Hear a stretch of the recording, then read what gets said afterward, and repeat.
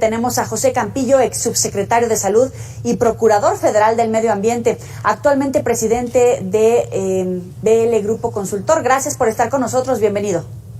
Muchas gracias, Joe, es un gusto estar con ustedes, como siempre. Igualmente. Oiga, le agradecemos mucho que atienda a nuestro auditorio porque hay varios ángulos de la información. Primero, ¿por qué tiramos basura? Vimos varios ejemplos y es común en muchas comunidades, mucha gente que dice, si no pasa la basura, yo voy y la tiro a la calle. ¿Por qué esa falta de conciencia y sensibilidad? Bueno, yo creo que lo primero que debemos de advertir, cuando uno va, por ejemplo, a ciudades como Querétaro, como Mérida, y vemos la infraestructura que hay disponible para mantener la basura en su lugar, como decía un viejo anuncio que deberíamos de recuperar. Hay botes de basura en todos lados. Hay quien esté barriendo la basura que cae fuera de los botes. Hay quien sancione por quien tire basura. Entonces, es un sistema bien establecido que, bueno, uno lo advierte inmediatamente en dónde está funcionando y en dónde no.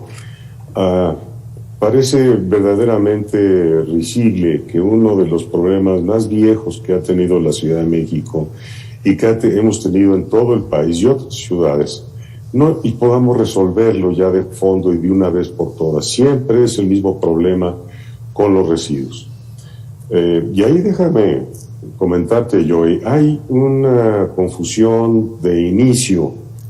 Se le llama basura porque sencillamente no hacemos nada con ella ni lo aprovechamos.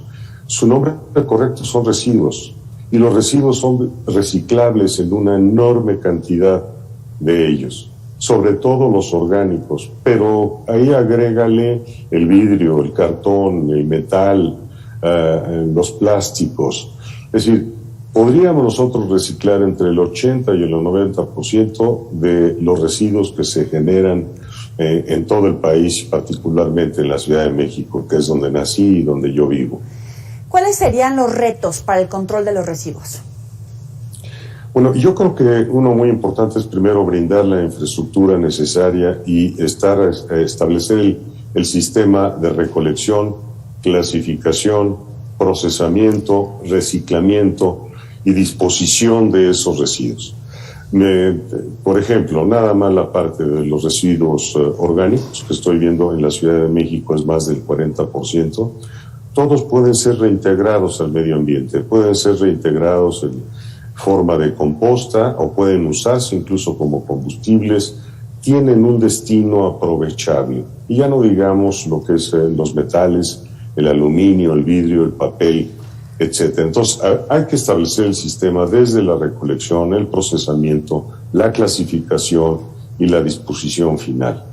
Entonces, si no tenemos este sistema de una manera fluida, constante, permanente, es muy difícil que resolvamos el problema de la basura en México. ¿Y por qué se presta de repente a amagos políticos, a que hacen un paro de labores y no recogen estos residuos? ¿Hay manera de llevarlos por otra vía? Bueno, claro, pero yo creo que esto responde mucho al clientelismo político.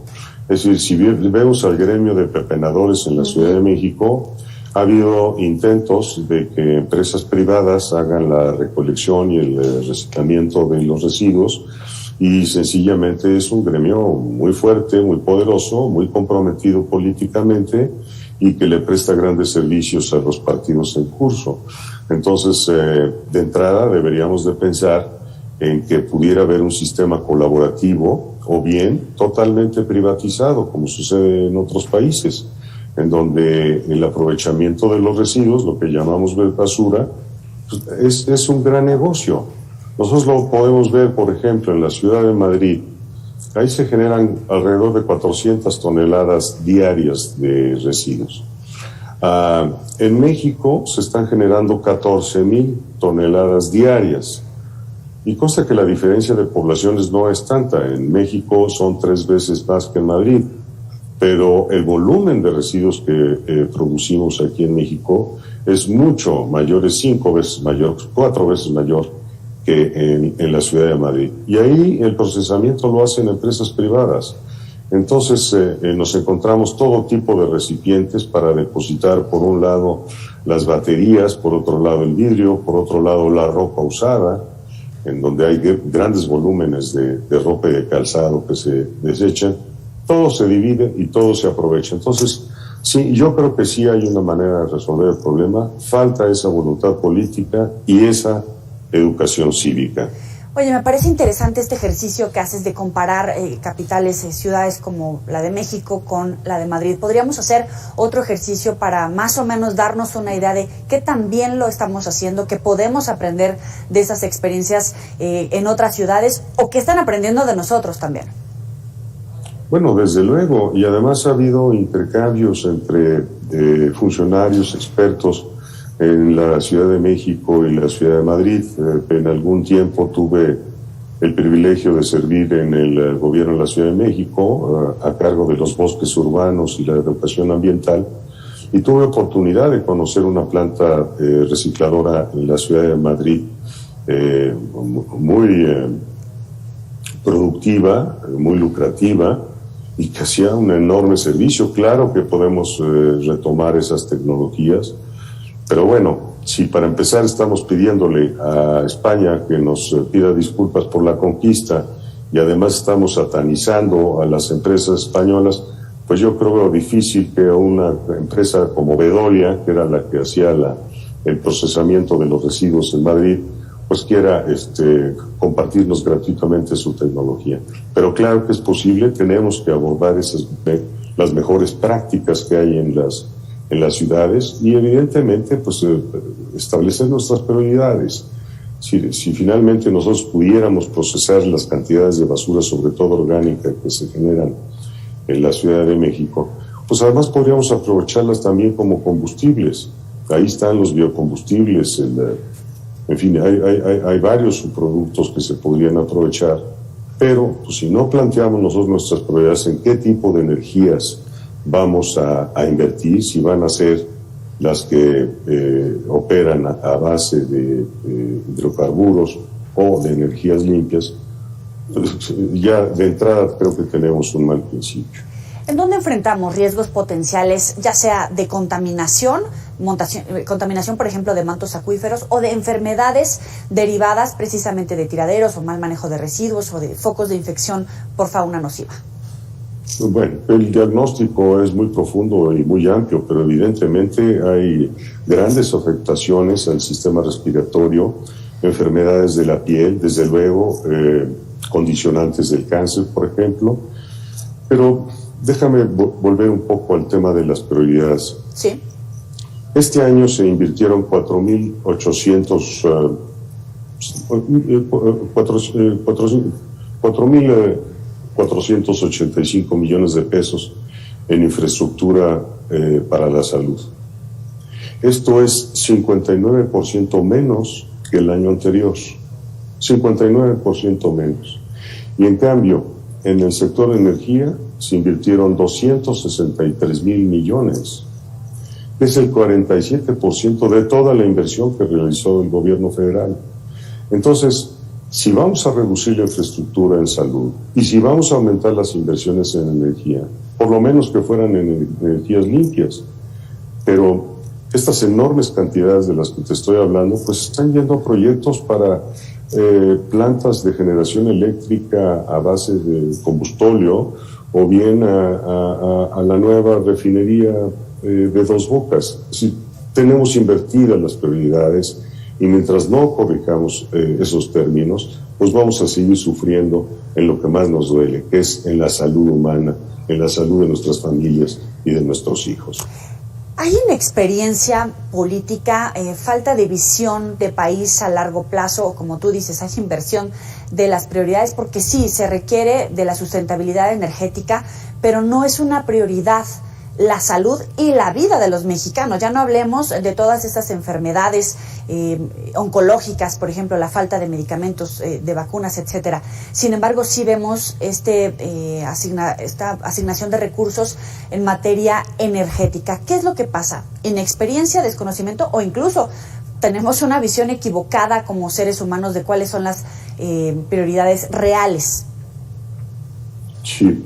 Es una pregunta compleja la que haces, Joy, pero sí, yo creo que ha sido mal planteadas las prioridades en el país, desafortunadamente, tienen un sesgo político en donde tal parece que el triunfo de una administración está basado en unos cuantos proyectos que además no tienen un basamento científico ni tecnológico, sino que están basados en postulados de carácter político que a la postre nos van a afectar. Eso no tengas la menor duda.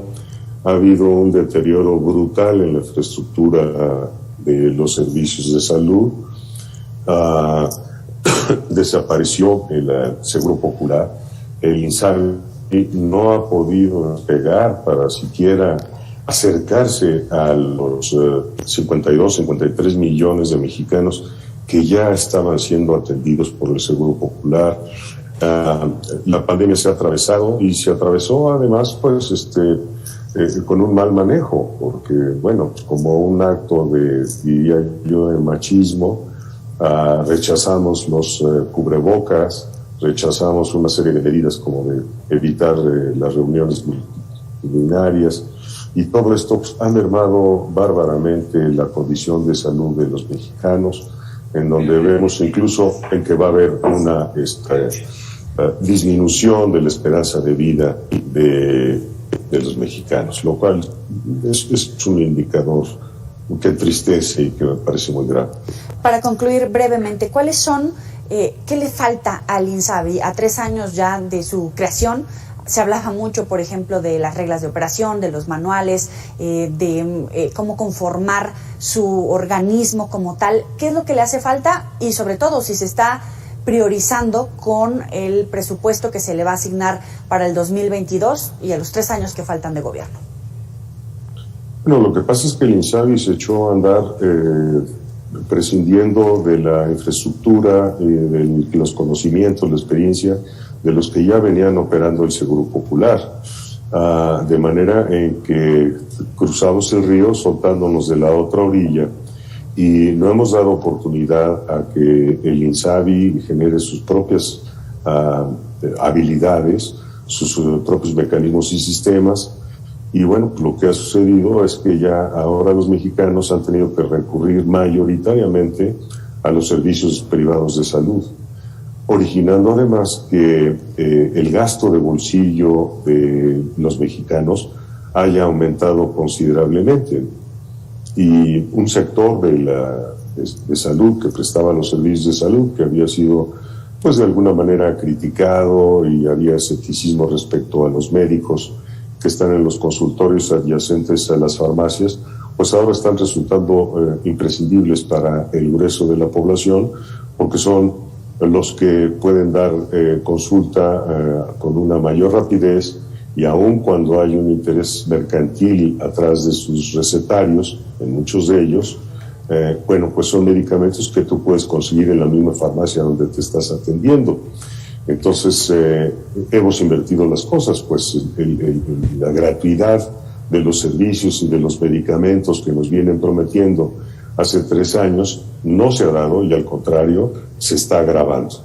Y organizaciones privadas, como son las fundaciones, pues acabamos de ver el día de ayer, acaban de restringirles canales de financiamiento, no obstante que atienden a poblaciones altamente necesitadas, como son el cáncer en niños, en mujeres, en mujeres maltratadas, en todas las que se dedican a la rehabilitación. En fin, es una pena, pero pues yo creo que no, debemos de seguir levantando la voz y señalando cuáles son los grandes huecos que tenemos en materia de política ambiental y sobre todo de salud, que es en donde empieza todo el problema, ¿no? José Campillo, ex subsecretario de Salud, gracias por darle estos minutos al auditorio de Mega Noticias. Es un placer. Muchas gracias. Buenas noches. Buenas noches. Hasta luego. Ya sabe que puede recuperar todas nuestras entrevistas en las redes sociales, por supuesto en YouTube, en Instagram, en Twitter.